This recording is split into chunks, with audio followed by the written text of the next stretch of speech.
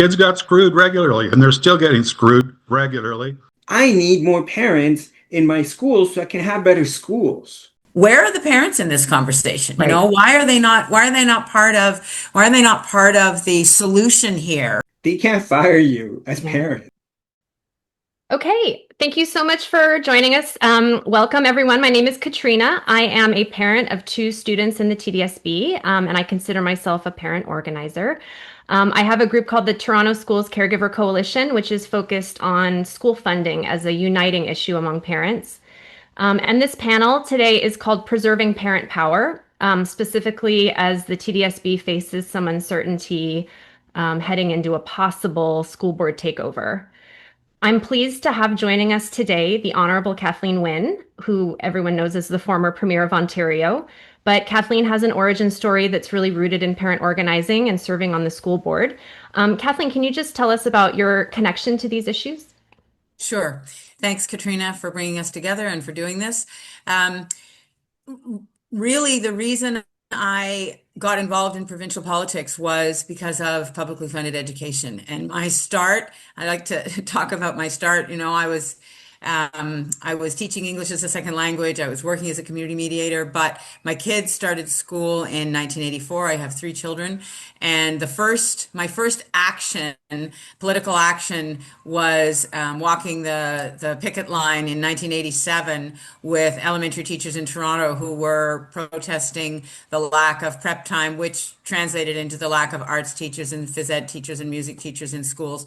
So I was very, very keen on being involved in making my kids' school and the schools in the Toronto Board of Education at the time better, more inclusive. I got involved in parent committees. When I came out in 1990, I was part of the move to have more equity and more equity policies in our schools, and part of a group called Education Against Homophobia. And then when Mike Harris was elected in 1995, I had run for the school board in 1994. I had lost that election.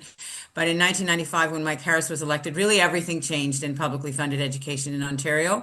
And so we were no longer working to improve what was already a pretty excellent system in Toronto. We were actually fighting to preserve publicly funded education in the province. And so that, my first act of parent involvement was probably selling raffle tickets for the fun fair at John Wanless Public School in North Toronto, but it morphed into much more political, and I ended up forming the Metro Parent Network and working to create a coalition of union members and opposition members at Queen's Park and parents, and work on parent involvement in a more political way. Amazing. Thank you. Also joining today is David Baker. David is a human rights lawyer with Ross and McBride, specializing in issues of education and disability. And honestly, when I first thought of putting this panel together, which was at least a year ago, I knew I needed a lawyer's perspective, and I cold emailed a bunch of lawyers, and basically they all got back to me and they said, you need to speak to David Baker. So that's how I found David. And so David, can you just explain your work and just some of the types of cases that you work on? Well, my involvement goes back a long way as well. I was involved in the drafting of Bill 82, which was the special education legislation that supposedly guaranteed all children an education in Ontario. I was also involved in drafting portions of the Human Rights Code with Ian Scott and so on. So I have some history in this stuff. In terms of my issues largely tend to involve kids with more severe disabilities, higher needs, and less support. So where there's a vast gulf, people tend to reach for lawyers, even though the system is not designed to allow lawyers to do very much, and it's very difficult for families to finance any kind of litigation. And I'll have more to say about that later on, I hope. Yes. The province had a huge role, has basically always had a huge role in relation to kids with more severe disabilities. This is probably before Kathleen's time, There was a judicial decision that said the province had to pay under the Vocational Rehabilitation Services Act for kids who couldn't get an education through the public system. So it was financed entirely provincially. It was done by giving parents money to go to private schools that often did actually meet the needs of their kids. A lot of those kids did really, really well. Then Bill 82 came in, and there was a provision called hard to serve, where essentially school boards could toss kids out. And if they did, they landed in the lap of the province, and the province had to pay for private education again. And again, that worked pretty well, remarkably. That was when the province allowed school boards to dictate terms. But that didn't last very long. And then we got sort of the opt-outs and the SIPS grants and so on, where the province would come in and kind of top things up, maybe, maybe not, but only the school board had the option of accessing it. Parents didn't. And kids got screwed regularly, and they're still getting screwed regularly, often because of the school board, frankly. So I'm not here to say there's a bad guy and a good guy entirely. I've got some things to say about school boards and the unions in the system as well. But the appeal process under the Education Act, I'll leave for another time. I just want to say my experience with school boards is not uniform school board to school board. There are good ones and bad ones. And frankly, the TDSB is not at the top of my favorite list in terms of meeting the needs of disabled students. I just want to put that out there. And I think the collective bargaining experience is interesting too. And in a lot of my cases, the union comes in and opposes accommodations for students with disabilities because it'll reach into their pockets and their collective bargaining resources. And there's a budgetary process that's involved, and everybody's looking after themselves. And who's looking after the students with disabilities? That's the question I want to ask. And I assume, Matias, your PAC might be a vehicle for somehow getting those voices heard in that process, both with the school board and with the province. And that's, guess where I'll leave it for now. Amazing. I will interject to say that I feel like I could do an hour deep dive with each of you separately. So I appreciate all of your experiences and expertise. Last but not least, we have Matias. Matias Dovitiis is currently a TDSB trustee representing Ward 4. And from my perspective as a parent, I think Matias's leadership is very understated, but really impactful on the lives of his students in Humber River Black Creek. I think he's done an outsized job of bringing new programs to the schools in his ward and advocating for students and parents. So Matias, can you tell us just what committees you serve on and what your priorities are as trustee? No, first of all, I appreciate the invitation. I appreciate this conversation. I think having conversations about how we have more participation from parents is central to my origin story as someone that was interested in educational politics. So I was elected in the last municipal election with a big cohort. It is a difficult job being a trustee for the TDSB and a number of, to be honest, all the school boards across Ontario now, and almost half of our previous trustees had resigned or quit. So big cohort comes in, and as part of that, we immediately get thrown into conversations about how we're going to balance a budget that is short and is short every year. So I joined the finance committee. I was vice chair of the finance committee a couple of times. I also joined PAC because I had a couple of different priorities, things I talked about in my election and that I thought were important. And parent participation was very important to me. I represent Humber River Black Creek. The school board has something called the Learning Opportunity Index, which measures social need. And using our own statistics, the LOI, as it's called, I can say that my neighborhood probably has the highest social need of any of the districts and any of the wards in the Toronto District School Board. For me, parent participation is how we begin to resolve the shortcomings in the lack of consistency across the system of services. I'm not going to sit here and disagree with David about whether or not the school board is doing a good job, because we know the waiting lists are massive, but we also know not every parent and not every school has access to the same services. And to me, the beginning of the answer of how we create a better education system, we build back up to the type of system that we did have in the 80s and early 90s, is by going back to greater parent participation. And I go back to our history, right? The school board in all its different forms goes back to 1850, the first elected school board trustees, 1850, 175 years this year.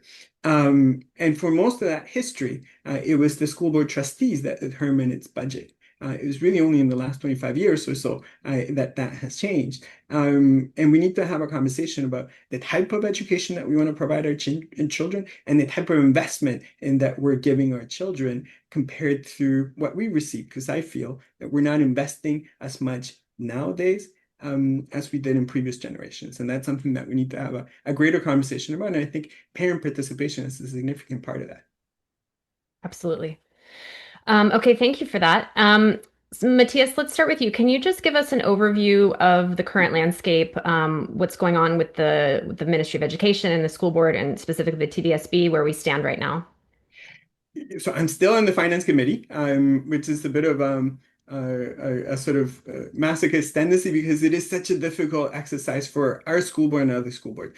So we have a $38 million deficit. We already approved a significant number of administrative savings. And we're going to process at the end of this week the funding envelope that is being provided to us by the Ministry of Education. But we know that what's already been announced is insufficient because it does not meet the inflationary pressures that we're getting from our statutory requirements, whether this be our contractual responsibilities or a number of other things. So we know, in plain language, that we're not getting enough money this year to make up for inflation. On that topic, can I just ask you, because the total funding that they announced for school boards did appear to be above inflation, but for the TDSB, ours is actually under it. Is that right? It is, because the overall increase for the Ministry of Education has a significant component tied into federal monies connected to the expansion of kindergarten and childcare, I should say. So even though there's more money, some of it's flowing from the feds will go into the school boards, but more money to fix broken windows doesn't necessarily generate greater service provision for special education needs in the classroom. To use an example that we'll probably go back to a number of times today, special education, right? So we are not getting an increase for operational budget that will meet last year's demands. So never mind making improvements, generating better classroom experiences for our kids and all these other things. The increase will probably work out to be about 1.8%, and staff at the TDSB will give us a report later this week to confirm this. Inflation was greater than 1.8%, and definitely for us because we have contractual obligations. But there are also elements that are what you would call structural deficit elements. What do I mean? We, as an employer, have responsibilities. We have to pay CPP, EI, for example. The rate at which this is paid changed a number of years ago, but the province and the Ministry of Education hasn't updated that part of the equation. And we have hundreds of millions of dollars worth of salaries that we have to pay. So even a small percentage of what we pay is significant. It works out to about $45 million that we're short just on CPP and EI payments that we're obligated to pay. It's not about what we negotiated and so on. We don't negotiate the contracts. So we have a structural deficit. And this structural deficit is growing over time. Okay, so the Ministry of Education has sent us written remarks They send us memos and they tell us how it is that we may be able to balance. And as part of that, they state, and they have a number of definitions of what they call core education and components of everything that we do. And there are a number of things that are not in there. That can include our swimming pools, an itinerant music program, outdoor education, Learn for Life, and a number of other programs. They also tell us that we're overspending on special education to the tune of over $40 million as well. So we spend money from other sources because we know that the demand for things such as special education, swimming pools, and so on is significant, and we want to continue these. So now we have a choice, and the choice will come to the fore in about 2-3 weeks or so. We'll have to make a decision. Do we follow the suggestions by our staff that have been mandated from the Ministry of Education and the options to balance report, and cut public pools, cut the music programs, and so on to balance, knowing full well that the structural deficit that we carry means that we'll have to find new savings in following years after, because these sacrifices won't be reinvested back in the system. They're permanent cuts, and that won't make up the shortfall in future years. Yeah. And that's where we are in terms of our deficit. That's basically all the bad news. Right. So this has obviously been something that's been the structural deficit has been ongoing for a few years now, and it's kind of getting worse and worse over time. And then just a few weeks ago, the ministry announced that it was going to appoint an investigator to the, I think, Toronto and the Ottawa Carleton boards. That report was due last week. Do you know an update? Do we have an update on that report? So that information is not public and hasn't been made available to us. So the report has now been completed, we assume, and given to the minister. The deadline was May 30th. They have yet to share with us information about what the report says. It's not final report. Final report's due sometime in June. Mm-hmm. No real date for that one. And that, in theory, should be made public for us all to be able to assess. Where we are is basically not under supervision, but under investigation. That's the term the Ministry of Education has used. So it's us and 3 other boards that are under investigation, 1 board that is under supervision, but very much under the threat. Minister of Education has stated this publicly in the legislature, in a news conference, and so on, that we need to get our act together and balance the budget without cutting the pools and without making reductions in other things, which we haven't been able to figure out how to do because there aren't more things to cut. Right.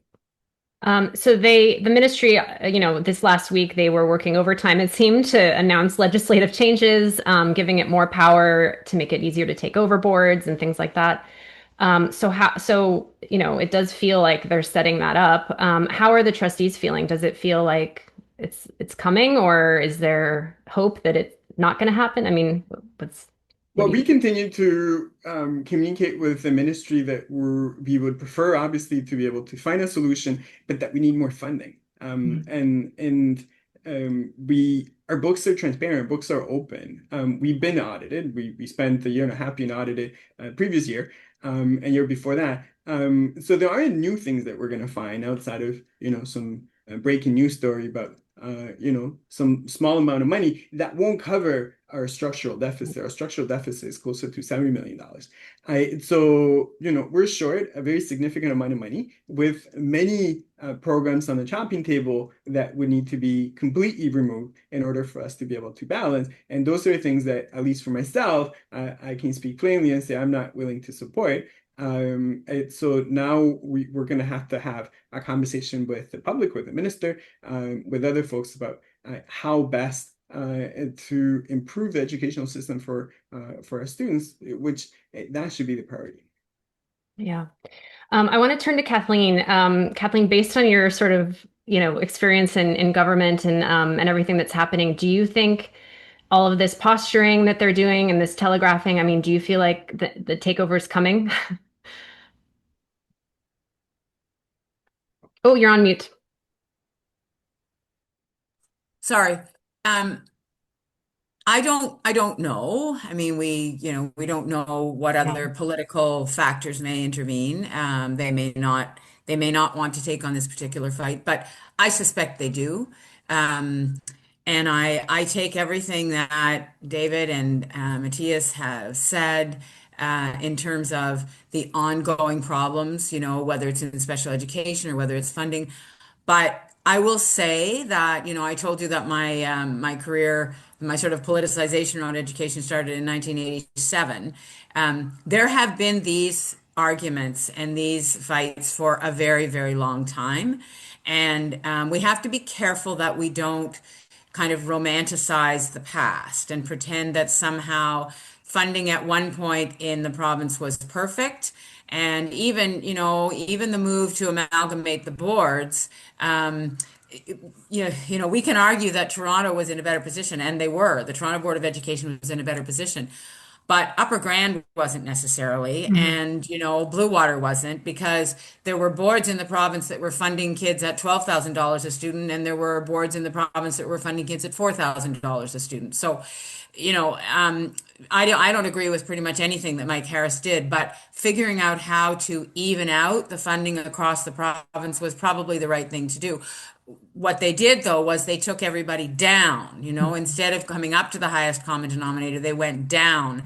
And that was the fight we were having in 1996, 97, was you need to bring everybody up, because what's happening in the Toronto board actually can be a model for many places, and was. I mean, there was a lot of copying of what was going on in Toronto. Anyway, that's a bit of a context for my feelings about this. And I will say that, when we came into office as Liberals in 2003, our number one job, because we had campaigned on it, Dalton McGuinty was absolutely committed to putting more money into education, and we did that.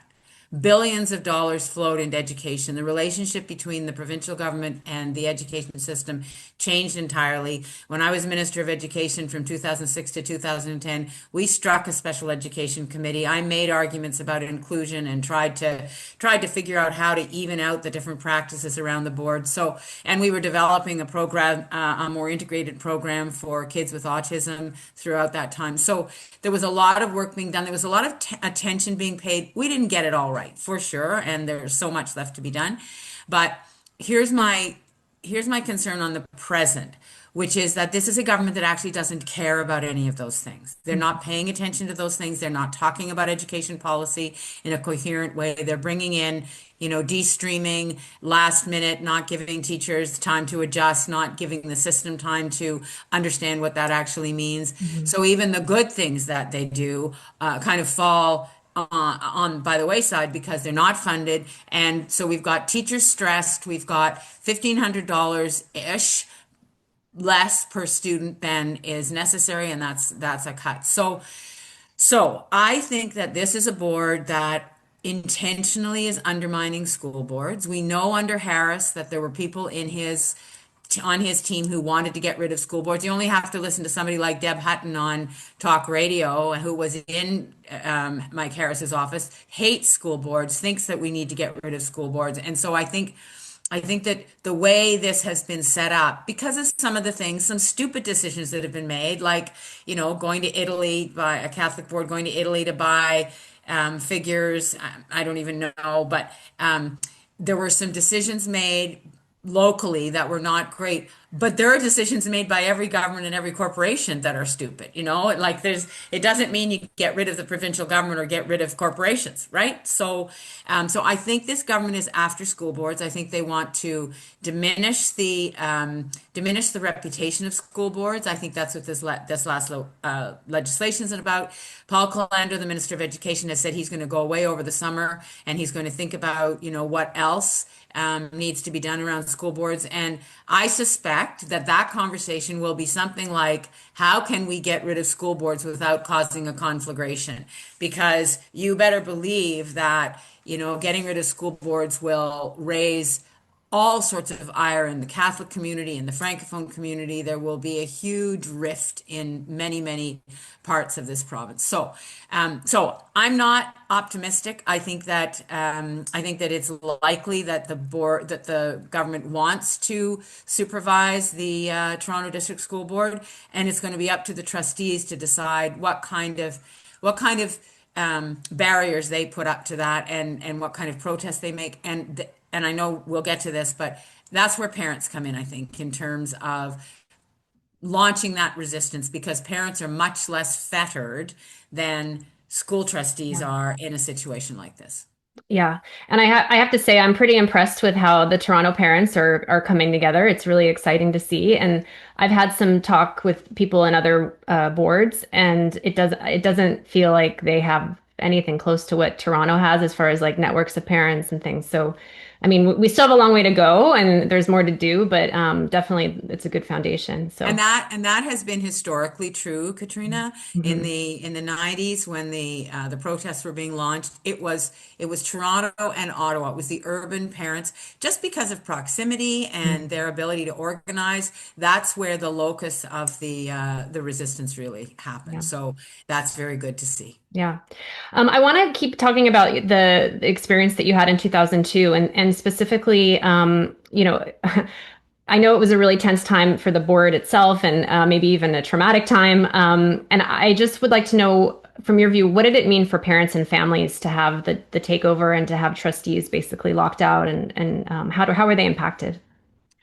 Well, I mean, it was an extremely difficult time for Yeah. everyone. We were not getting information. We didn't, we had basically lost any ability to have any levers to pull to make decisions. We Mm. just didn't have access to information or resources. So I will say that at that time, those of us who were determined to mount a resistance to the government had strong allegiances with the federations and the unions, with the opposition MPPs, and with parents groups. It was that coalition that really launched, the funding demands around student needs, and there was a pretty coordinated campaign between 2002 and 2003 when the provincial election happened, and it was that timing, I think, that fed into. It's not that Toronto parents brought down the provincial government, but it was definitely a factor in weakening the government's hold on power. So I think that coalition piece is important, and parents, I think, Katrina, are in a position to lead that. And I would say that in those years, it was parents like Jackie Ladder was one of them, Annie Kidder, myself. There was a group of us who had good people around, Shelley Carroll, Paula Fletcher, people who went on to do other political things. We had the ability and the freedom to say whatever we needed. We had relationships with media. We would hold press conferences. We answered questions honestly and to the best of our ability. And we were able to say things that the trustees actually couldn't. Hmm. And so and that's in the lead up to the takeover. Then when I was elected in 2000, then I became a trustee, and then I was working with those outside groups. So parents, because really the resistance started in 1995 and went through Mm. until 2003. And so those of us who got elected, like Shelley Carroll, Paula Fletcher, and I, we got elected because we had been parent activists, and we kind of brought that stance into our elected office. But the parents continued to work. People like Annie Kidder, Kathy Dandy, they were working on the outside of the school board to continue to organize that coalition. And I think that it's not that it would replicate, right now Mhm. you wouldn't necessarily replicate that, but it's the same energy and it's the same imperative that you're facing right now, I Yeah. believe. Yeah. That combination of inside and outside is Yeah, is good. absolutely. Thank you so much for that. I want to turn to David, and well, specifically about the rights of parents and children. And before we talk about parents' rights and children's rights, I just want to be clear that there's groups right now that talk about parents' rights in a very niche way. And I just want to emphasize that in the context of this conversation, when I talk about parent power and rights, I really see that as an extension of child rights more broadly in terms of their right to education and their right to human dignity at school and within the school system. So I just want to be clear about that. Okay, so David, can you just briefly describe what legislation gives our kids rights in the school system? Um, First of all, under the Education Act, there's a special education tribunal and an appeal process. There are multiple 4 levels of appeals. Tons of paper gets used, trees are chopped, and there hasn't been a special education tribunal, to my knowledge, in about 10 or 15 years because it does nothing. It was set up to do nothing, and it was set up to grind down parents. I put a proposal into the Law Commission of Ontario to fix it, and they chose in their wisdom not to pick up on that. But the bottom line is the Education Act appeal process is useless, absolutely useless. The school boards are using formulaic prescriptions that have very little to do with the kids. That's because they're burdened with so much paperwork through the process, and I'm sympathetic to a degree. But the bottom line is that process needs to be changed, and don't expect it's going to save anybody going along. If you've got a good principle, you'll be able to, through the process, have a good discussion. If you have a bad principle, you won't. It's as simple as that. It's not to do with laws or legality or lawyers. It is absolutely not there to help your kids with exceptionalities. So what happened? People migrated to the human rights process. We had a invigorated human rights process for a period of time. I will tell you quite frankly, the Wynne appointees are all gone, and the Ford appointees are there. They could care less about human rights. I will not go there. I will not allow a client to go there. There's no human rights to be had at the Human Rights Tribunal. So I'm being frank and I'm being very clear. It's extremely expensive to do a human rights case involving disability. And the only people who would do it would be those for whom a private school education would be financially way out of reach to the extent that they do that. We've won a number of cases. I'm proud of the wins. We've had settlements. I mean, Muskoka Board of Education had a chief psychologist who didn't believe there was such a thing as learning disability. So they had to create a learning disability program. There are extreme things like that. And we had a lot of very, very interesting things happening with ABA going into the schools. The Wynne government did some really important things. It's not something you could just turn a switch on or off and move all the ABA money into schools. And I don't believe parents will come out and say that it should happen because they don't believe the money will actually flow to the boards. They believe the province would scoop it. But that's what needs to happen. And the Wynne government was gradually doing it. And you'd have to do it gradually because the people who have the expertise to provide the help have to be able to move from one system into another. And that's not going to happen overnight. I would say, if you want to get mad at the province, you might get mad at them about not moving the ABA money into the school boards. There's a huge chunk of money, and it could be done better, more efficiently. Right now, parents with autistic kids, they have to take their kids for therapy, and then they have to take their kids to school. And what we've been getting is settlements where they're getting basically the same thing, but they have to do it in 2 places with 2 sets of therapists, and it's just crazy. There's a case, I think, where the province, I'd like to believe Kathleen was intending to move things in a constructive direction, and you just didn't get time to finish it. I can confirm that. Thank you. That kind of integration is exactly what needed to happen. And it, of course, it had to be done gradually because there were all sorts of considerations in terms of staff and the agencies, and that all got blown up in 2018. Let me just say this, that the Supreme Court of Canada, I was involved in the case, I wasn't the counsel on it, a case called Moore out of British Columbia, says if a kid with a disability needs something, they're entitled to it. They need it for their education, they're entitled. And if you don't get it, then you have to pay for private schooling, like the old days here in Ontario, and that's what happened.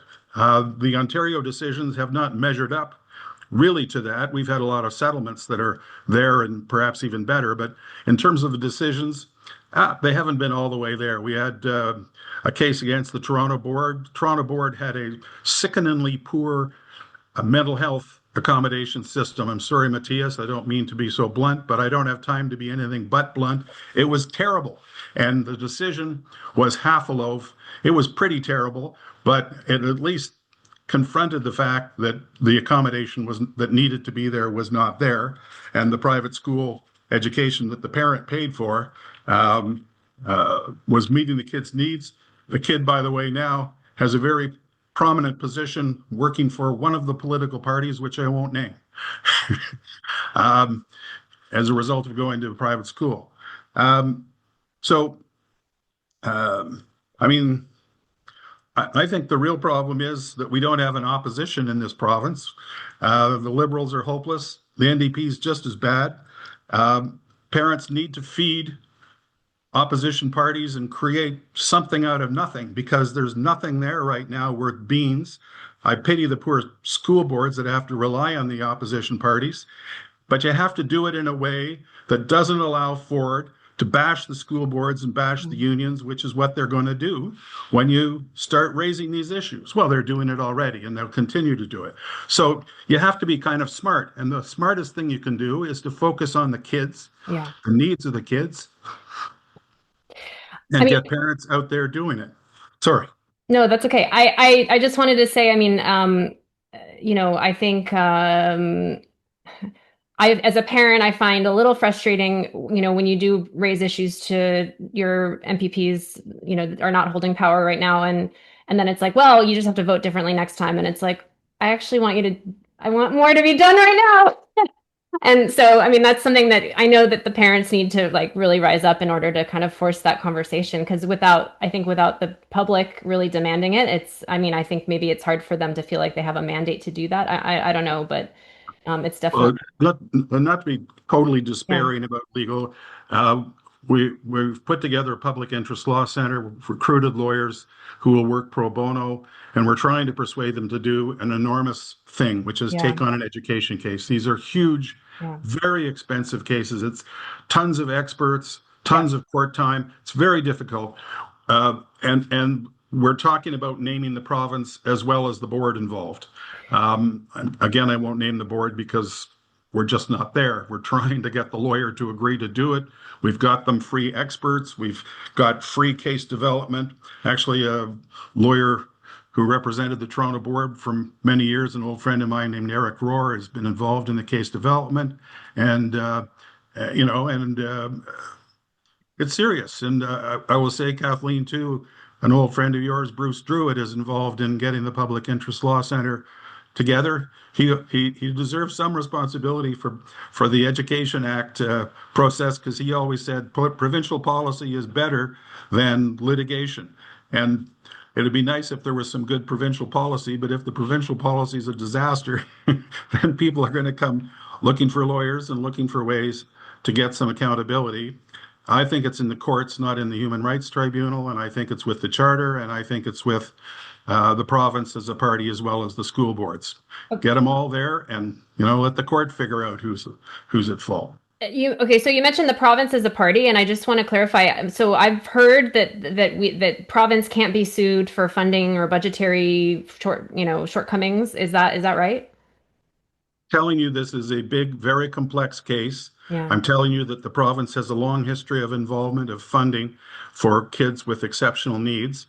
I'm telling you that in this provincial case, there was SIPS funding, and this child was receiving a decent education, and then the board decided not to apply for SIPS funding, and the child was told, your needs are clinical, not educational, get out. So So, that's the case. yeah. So, I mean, there's a whole conversation here, Katrina, I know. about what's happened I mean, Bruce Druitt went to a school when he was a kid called Sunnyview, and that school has morphed into something very different than it was when Bruce was at that school. And the whole discussion around the line between medical care and educational opportunity is a hugely complicated one. So it sounds like this legal case will touch on all of that. But I just have to say that whatever is going on in the courts, whatever the lawyers are doing, God bless them, and I do love lawyers, but they don't operate quickly. Nothing happens fast. And so this pushback that is going to be necessary over the next few weeks slash months is going to have to be led outside of the courts. It's a political Absolutely. battle. It is not a legal battle. The legal battle can carry on in parallel. I despair when I think about the Human Rights Tribunal, all of that, but I would say parents don't have time to stop and worry about all of that right now. It's much more urgent for people like Matias to have the support. And I would just finally say the opposition members need to be pinned down. When I was a parent activist, before I was elected and then when I was a school trustee, we had people like Gerard Kennedy, Rosario Marchese. We had people in the NDP and the Liberals who were on side, who were working with us, and those folks need to be brought in again. It's very important that those voices go from outside into the legislature. And Katrina, if I could add as well, right? Because I'm listening to this, and first of all, I love David's energy, and I wish from time to time you would come to the school board and talk to us about some of these things, and maybe we'll connect more as other things come. So a couple of things for context for those that are out there. It's not just the TDSB that has this massive waiting list for services for our kids that need more resources. 71 of 72 school boards are overspending according to the provincial formula, right? So we per capita spend almost the most, as much as the results aren't there, and we all know that the waiting lists are massive. And if it is the TDSB that's the future target of this, I can't really talk about that stuff more because I sit on the board and I have legal responsibilities. But I can say this, I don't think there's a parent out there that thinks we're doing enough for kids with special education. It's just like this almost universal thing. You can almost talk to anybody. You can grab a camera, go talk to people at Dundas Square. Sorry, new name, and I forget the new name. And parents will tell you you're not spending enough, and that the process is so cumbersome and so difficult for us to get to. So we need to grab that frustration that all these parents have, and as the former premier is mentioning, we need to generate energy that is targeted in a sort of laser focused way into getting better education for our kids, because all this conversation that we're having currently at the TDSB about the budget is not even about making improvements. There's not a single improvement in the system. It's all about like, what can we do without? Can we do without pools?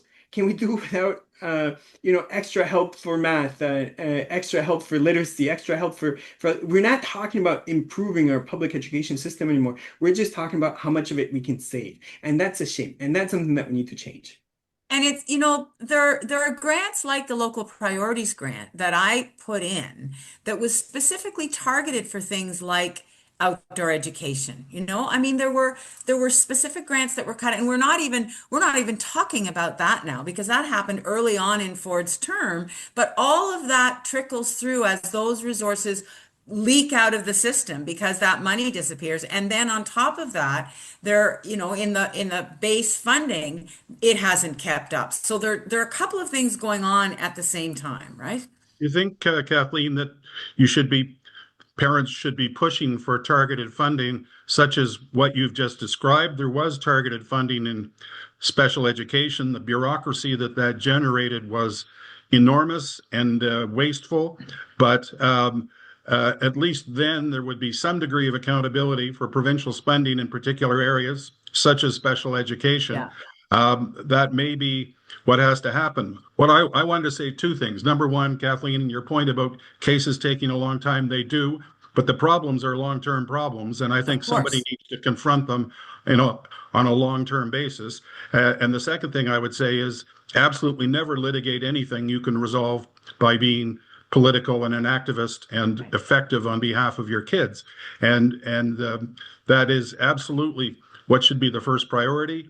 And the way in which you do it, you say, we've looked at the budget, we've looked at the books, we've looked at the numbers, and I'm here to tell you it's the province, it's not the school board, it's not the unions. I don't believe it's quite as simple as that, but I believe that that's the message that has to come from parents. Mhm. The parents have to say, we're speaking credibly on behalf of our kids to say, this is where the problem is, and Yeah. you better do something about it. And I think, Matias, the PIAC you've got, if they were given the resources and the support to be able to think independently, sometimes take a shot at the TDSB, because believe me, the TDSB needs it, and I can And that's offer okay some too. And suggestions. that's But okay too. the bottom line That's is 100% okay. ultimately it comes down to the province is not to be trusted. I don't think, Kathleen, they're going to get rid of trustees. What would they do without trustees to whip and blame for everything? It's like Well, Trump needs someone to I agree. The blame whipping everything on. boys. Yeah. No, I agree, but I'm not sure that everybody believes that, David. Just to your point about targeted funding and the strategy for parents, one of the things that was always a challenge was when we came into office, there was Mm, that purple folder process where every child, the documentation for every child who was identified special education as you say, took enormous resources. But and it resulted in a count that, was probably more accurate when it was done. But then that count of kids who were receiving that targeted funding, or the funding that would go to the boards, that got stale over time. But the idea was that it would need to be renewed. You'd have to do a check-in and do some kind of assessment on a regular basis. Not every child every year, but the numbers, I think, that flow into the government in terms of special ed funding are way out of date. They have not been renewed, and that is a huge problem for boards, because Matias knows they're not getting numbers for special education that have money for special education that has any resemblance to the need in the system. You've got Kathleen mentioned Ladder, Dandy, um, any kidder, and herself. These are the parents who stood up and made a difference and did what I just said. Look at it, look hard, and people believe them when they spoke, and that's your job. Falls to you now. And We're passing the big, torch. We're big, all in our big 70s shoes, now. big shoes to fill, but that's what's got to happen. Yeah. And I would say this, when we're making decisions on things at the school board, and it's late at night because the meetings go until midnight all the time, and we know that on any particular subject, and there's always parents paying attention to special education. That's an easy one. None of us want to really reduce the funding or the service level on that one. But on other things, where we may not all be in agreement, we know that if people approached us in large numbers, that the conversation is going to be different, that the approach is going to be different. And that's for the parents watching. It's just human nature. The people that get elected to the board, underpaid and overworked as we are with the amount of decision making that we need to make, we'll take the easiest path collectively. Not just, I'm not talking about myself, I'm talking about us all collectively across the province. So don't make it easy for us. Show up at the meetings, write your letters, write your emails, talk to your other parents, and make sure that you make as much noise on this stuff as possible, right? Like, 100%. I talked about it at the beginning. Parent involvement was one of the biggest things for me, because in my schools, because of the social need, and because so many of the parents are working 2-3 jobs and don't have a lot of means, haven't been in Canada a long time, are tenants, a lot of single parent households, we don't have a lot of parent activism in our schools. It's harder for them to participate in these processes, and they may not even know they're there. So I need more parents in my schools so I can have better schools. So my kids can get an education that's closer to what you have in other parts of the city where the parents have more resources, the school communities do better. That's such an important thing. Parent participation not only helps your local school, it helps the system, but it actually, and we know because we have the research for it, the parents that participate more in the process, their kids do better. Katrina, can I just say one thing about that? Because I think it's a really important point that Matias is making. One of the roles that I think parents like you and your team can play is you can actually activate parents in other communities who don't necessarily have the bandwidth because of their lives to think about these issues, you know? So I think it is about creating that network across the system so that there are parents everywhere who are little informed selves. I used to really challenge the notion of the usual suspects, you know, because I would go to committees, I'd travel committees around the province, and Tory members would say to me, well, you know, who's paying you? And the answer was nobody, because I was lucky enough to be able to do that. But I wasn't speaking just for myself. I knew I was speaking for thousands of parents who were feeling the same thing, but they didn't have the privilege to be able to travel to the committee, you know? So you can't be afraid of the usual suspects label, and you need to make yourself available, in my opinion, to parents across the system, because they need the information that you have, and they need the empowerment to be able to speak up and go to those meetings and make it difficult. The last thing I will say is that when they do come to those meetings, when parents do go to those meetings, it is it's really compelling when everybody's not arguing for something different. You know, when everyone's arguing for pools, everyone's arguing for special ed, everyone's arguing for outdoor ed, because all those things are important. It's like you can't choose among your children. And, you know, if you argue that outdoor education is not important in the city of Toronto, well, I can tell you, I live in Alliston now, and the schoolyards in the rural schools, and I've known this for forever in rural and northern schools, they just look totally different. The environment that those kids operate in is totally different than in downtown Toronto. So that's why we have to make those arguments together, because when I'm in downtown Toronto, I need to argue for special ed needs in Thunder Bay, but people in Thunder Bay need to argue for pools in Toronto. You know, it's the same enrichment of education. No, that's right. I mean, that's what inspired me to start organizing, because my kid was at a pool with the school, a school with a pool, and I went to the committee meetings, and we ended up being successful. This was 2 years ago. We saved the pools, but then in the process, what I saw was this, it just felt very imbalanced. That it's like, okay, well, you have truckloads of parents and kids coming to advocate for their pools, but then what about the schools in Humber River, Black Creek that might need new playground equipment that can't get it because we're getting pools? Like it shouldn't be a zero sum. And it was like, we all need to kind of get on the same page here and just not be only fighting for our little pet things, obviously for the benefit of our kids, but still it's like it has to be a unified thing.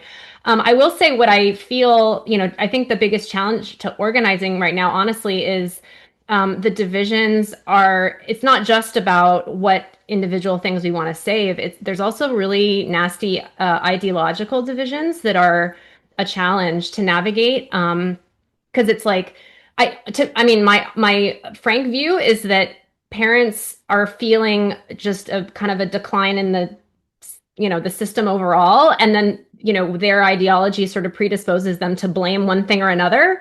And then it's like, okay, well, then they go in like full force advocate. Well, it's obviously got to be the pronouns are the problem, or it's obviously got to be, certain groups of people are the problem, and it's like, no. Like if we all just got in a place where we really had confidence when we send our kids to school, they're going to be learning, they're going to be safe, they're going to be healthy. I feel like all of these ideological things would sort of fade away, but because it's so stressed, it's like everyone kind of is clinging to, whatever feels natural to them. And it's really challenging to get them to like let go of that. But I will say, so I'm on PIAC actually right now. I was elected in April. And just in case people aren't aware, PIAC is the Parent Involvement Advisory Committee, which is it's the PIC, technically a PIC, which is how it's regulated under the Education Act. So we do have a statutory, presence as an advisory body. And from my point of view coming in, I'm kind of curious, like if there was a PIAC at the time, Kathleen, if that We actually. created them. We created them, Oh, Katrina. okay, It was okay. actually our government that created them. Ah, There were school councils, but nothing was legislated. And so one of my files when I was Gerard Kennedy's parliamentary assistant before I was the Minister of Education was parent involvement and how to codify some of the organizations that I felt and we felt were necessary. And so the PIACs and the PICs, the composition of the school councils, there were school committees around the province. I was part of a school council under the Toronto board, but it wasn't standardized, and so those were created. You know, I think again they're uneven depending yeah. on where you are in the province. You know, some of them are more active than others. Some of them take a more vocal role, but I think there is a structure there Yeah. that you can call on. There used to be an annual sort of general gathering of the PX from around the province. I don't know if that happens anymore. It does happen. It actually happens, I think, twice a year. And we just had one. I didn't go. Just the co-chairs go. But basically, what I understand is that it's very one directional. It's one directional information communication from the ministry to the PICs, and it's not really meant to be like a dialogue in any way. So, But you can claim that. yeah, You can push on that, yeah, you know. yeah, You can tell the minister that's not what's going to happen this year. Here's what we're going to do. This is the agenda. We're going, you know, yeah. this is the moment for parents to reclaim that. That was not the point of the PACs. The PACs were not intended to be a receptacle of information from the ministry except when asked for. So you can reclaim that, in my opinion. I can talk about advisory committees Yes. all over the map. There are thousands of them out there. There are parents burning their time on these things. And if they're captive, if they're controlled, if, for example, the Toronto School Board doesn't want its PIAC being critical of what's happening at the Toronto School Board, then you're wasting your time. Mm-hmm. You have to be allowed to say what needs to be said.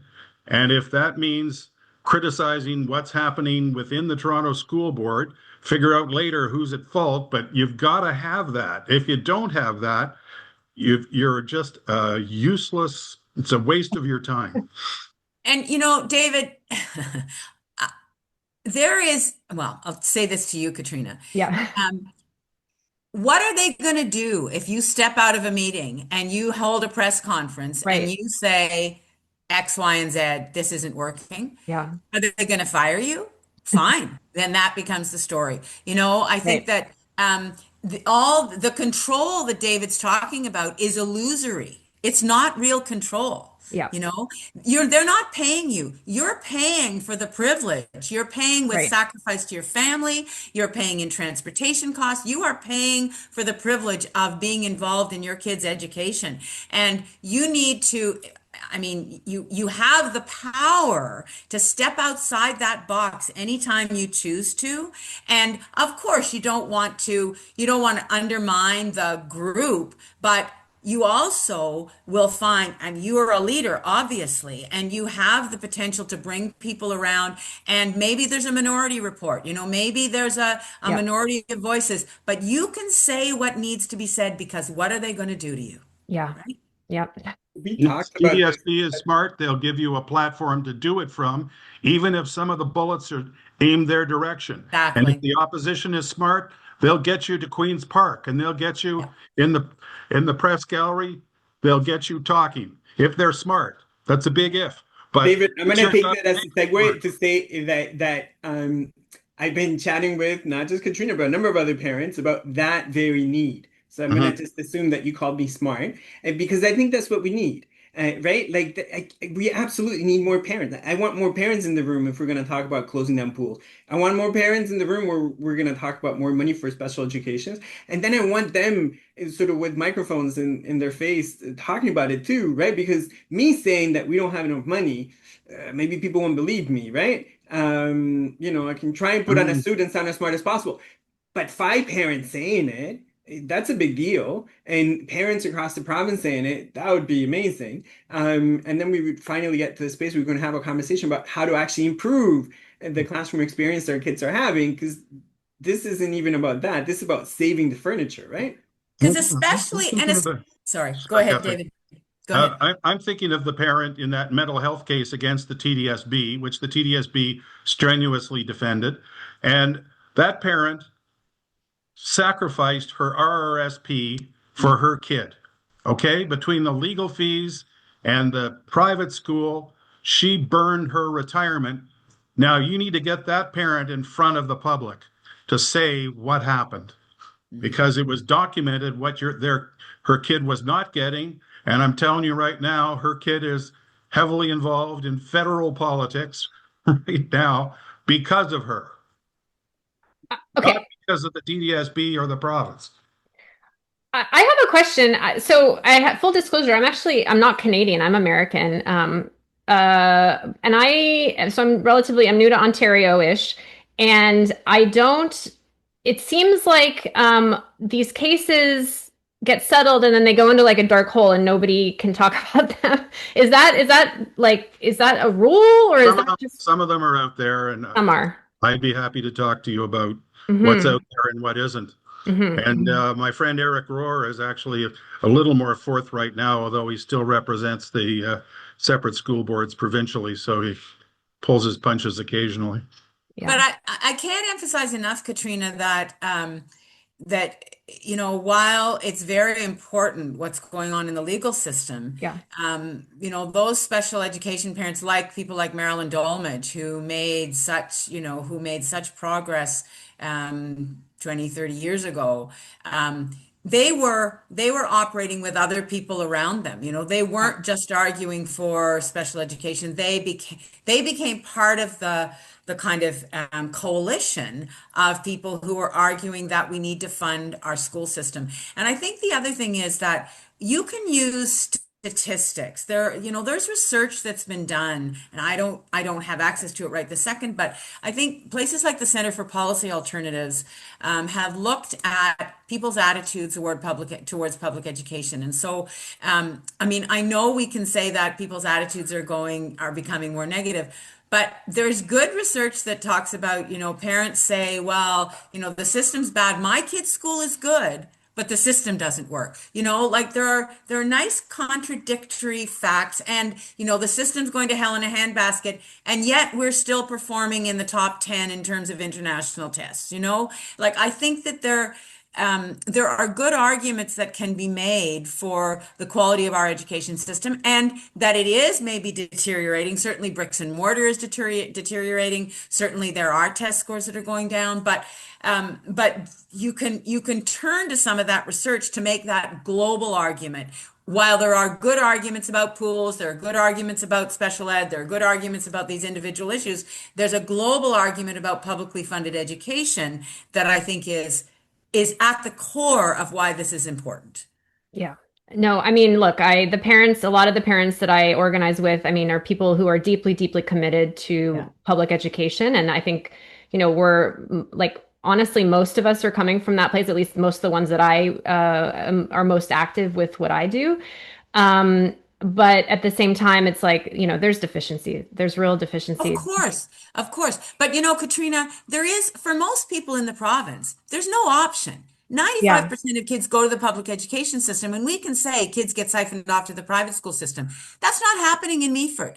There's no private school in Meaford. There's no private school in Wawa, and there's no private school in, Renfrew. So it is not an option. So either we educate our kids or they fall through the cracks. That's our choice as a society. No, 100%. And no, we absolutely need the public education as a foundation. It's I totally agree.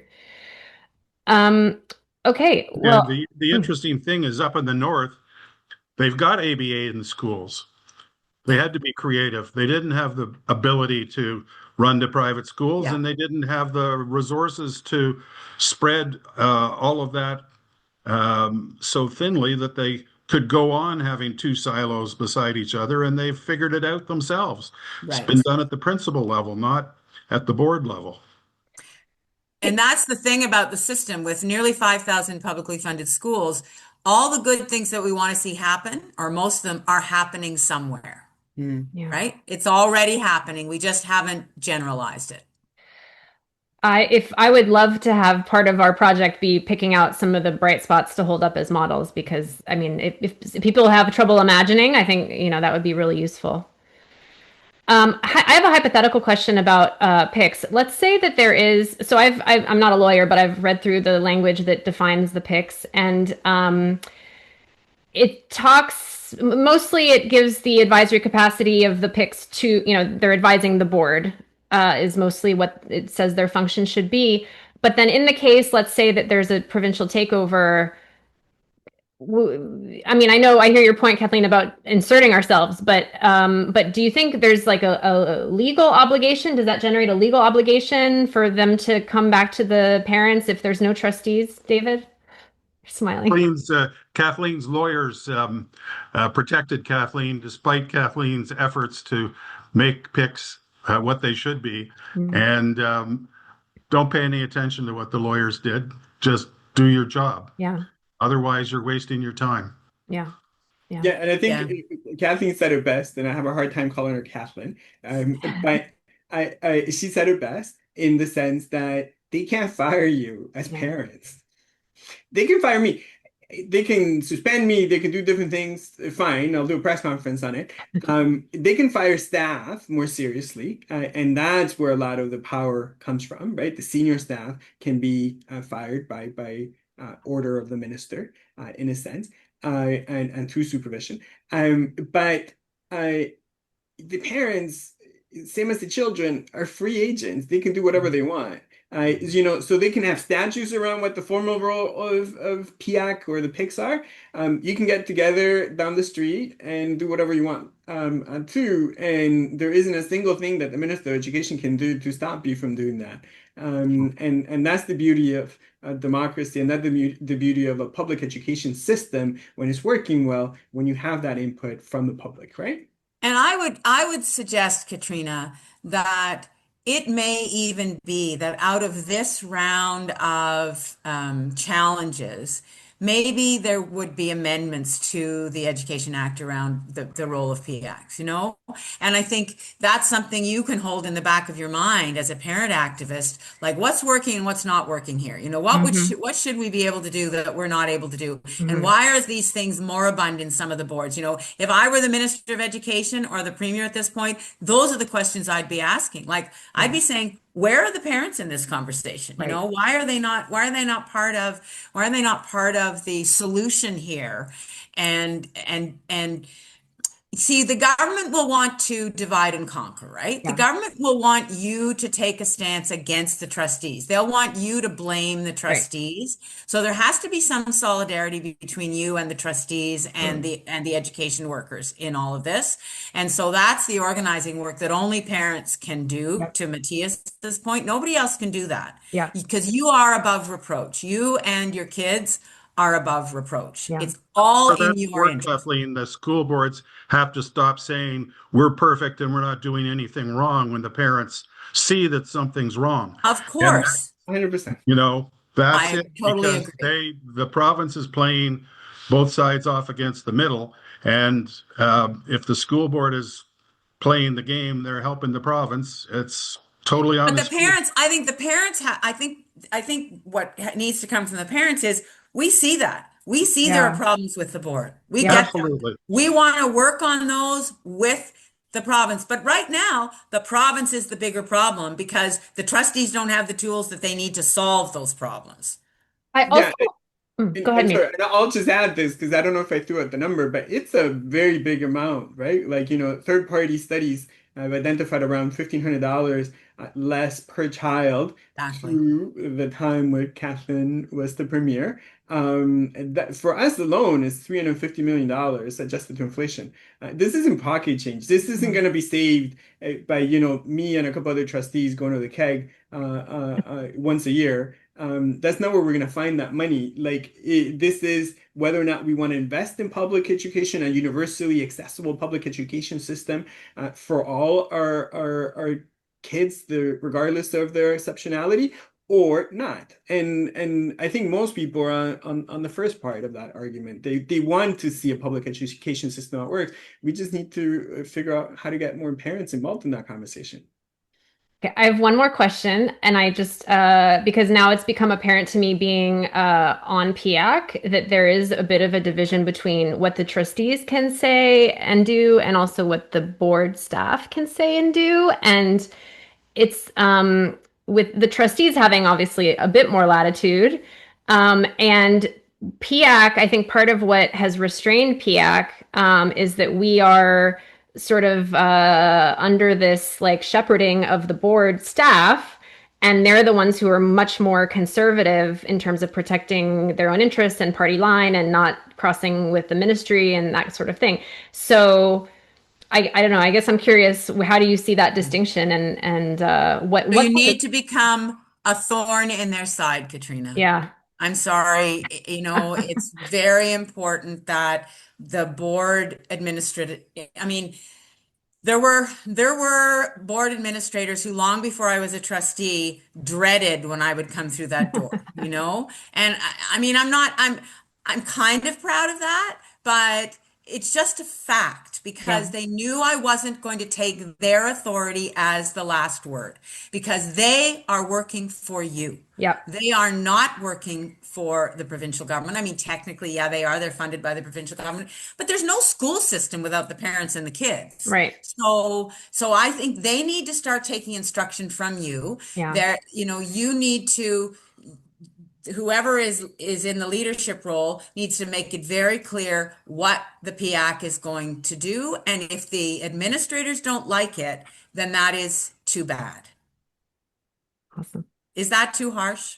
I mean, we're halfway there. Like we're pretty much there, Too but harsh. it's definitely. I mean, it's a reality, Essential. and it's easier said than done. But because I've sat in those chairs and because I have done that, I know it's possible. And I'm sure there are retired administrators from the Toronto board who cannot believe that Shelley Carroll and Paula Fletcher and I went on to be elected representatives in other levels of government because they had such disdain for us. Well, I can't help that. I believe that we were fighting for the kids in the province, and that's what we had to do. Yeah. To Amen. reduce it to a case, okay? So there's a case against the school board, and the mother's spending her retirement money to bring the case. And the school board is saying, we were perfect, we did everything right. And I beg with them, I say, please say you're not doing what this kid needs and blame the province for not giving you the money that you need, and we'll fight that fight. But no, they just go on saying we're perfect, and they spend barrel loads of money on lawyers, and this poor woman loses her retirement. So that's what's got to stop. Yeah. They have to be honest. Yeah. They need to be honest. If they're honest, you can agree with them. Yeah. If they're not honest, they're the enemy too. Yeah, and there's a real difficulty with that at the board, right? And for me being relatively newer on some of this stuff is still sort of shocking when I see it. For some of the folks that have been there a little while, to sort of get more used to it. But no, like we need to fix stuff. Otherwise, why did we all run, right? Like if we didn't think we needed to make changes to the system, why are we there holding a seat? There's 22 seats. Let someone else have the seat if you think everything's okay and you fixed everything. So there's definitely lots of things we need to change. And we need to make the system better. And I'll go back to it. I'm not sure if we're providing the same level of investment as when I was a kid in the 1990s in the education system in Ontario. I don't think we are. I think statistically we just throw the numbers out there, and there was a lot more investment per child then as part of the GDP. However you want to break that number down, we invested more in public education as a society one generation back than we're currently doing in the future generation of Canada. And that's a mistake that we're making in Ontario. Yeah. One of the pitfalls that I'm hearing from sort of the right wing, which is the voice that the right wing is the voice that this government is listening to, is that the school boards are breeding grounds for NDP members, right?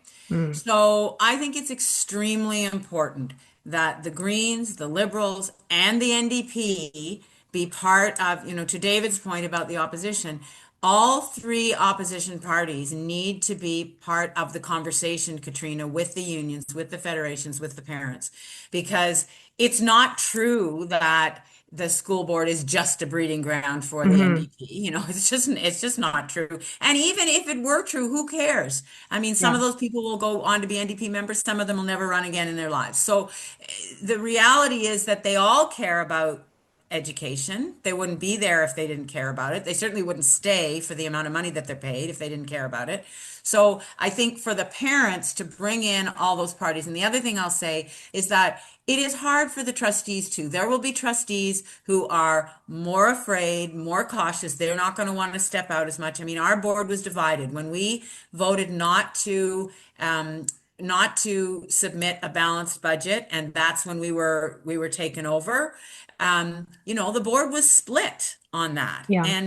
And that's just the reality. So, you have to deal with those divisions as well. But everybody on the board, and the division may be different now, Matias, I don't know, but everybody on the board cares about what kids need, and that has to be the focus of whatever battle you take on. Yeah. I do just want to say, I mean, as an organizer, I do have parents in my coalition that identify as conservative, and they're really valuable to have because they can advocate for to people that they voted for, to say we need something a Yeah. bit different. Yeah. So anyway, we're running out of time, so I have to leave it there, I think. But I really appreciate you all coming to this, and I think there's a lot of anxiety among parents right now, a lot of just uncertainty and concern about our kids and the future of public education. Even, I mean, I don't think that's hyperbolic to be concerned about that. And so just knowing that there's some models to go on, there's some pathway that we can kind of go back to has been really helpful, certainly for me. So I really look forward to hopefully having more dialogue with you all. And I thank you so much for coming, and I hope to speak again soon. You have the power, and good luck with it. Thank you. Thank you, everyone.